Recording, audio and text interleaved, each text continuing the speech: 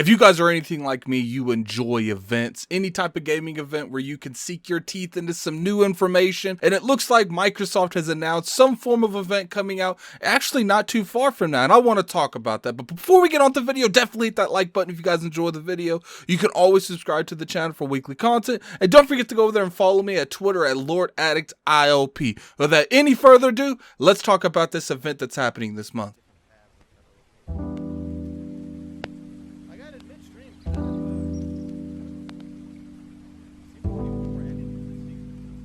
What's going on, you guys? Gaming Guide here, coming at you for another video. Today we're going to be talking about the event.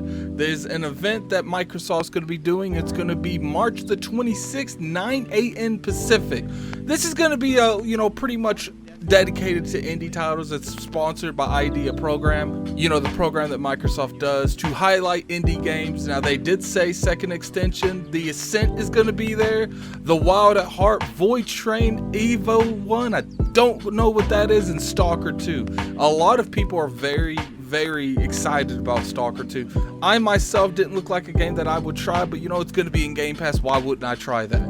Now, in terms of should you be excited for this, there is a lot of very good indie games out there, and I think that these kind of events need a lot more eyes on them. Sure, you're not going to get your Fable announcements, your Gears announcements, your Elder Scrolls announcements, but these smaller titles keep you occupied until those big ones come out, and if people don't give them enough effort and enough attention, we might not get a whole lot of them. So I do suggest everyone, it is on the Twitch channel of Xbox. Apparently Twitch and Microsoft are combining forces to do this event. I have no clue why that's happening. Maybe it's some kind of partnership going on. What I need them to do is I need them to integrate the Twitch app into the Xbox like the Mixer app was. Mixer was extremely detailed when you wanted to stream on Xbox, and I feel like ever since they got rid of it, there's been a void there. So there is some criticism there. Now, there is a list of studios that plan on making announcements here. It looks like there's going to be some new debut trailers going into this, so that's always good. World premieres is always what drives these events. Now let's talk about some of the publishers that's going to be there. Now, what I'm going to do is I'm going to make sure I put up the list of developers and publishers that Microsoft himself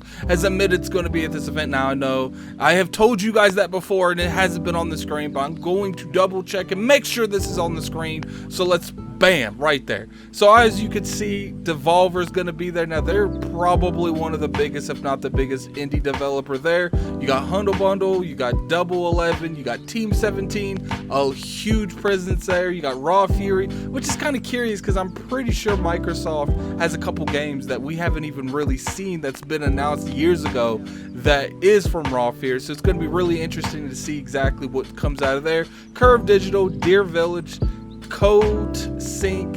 I'm not going to try to pronounce that one between Code Sync and Devolver. You can definitely put that in the comment section below. You guys know I can't pronounce stuff. And Drinkbox Studios.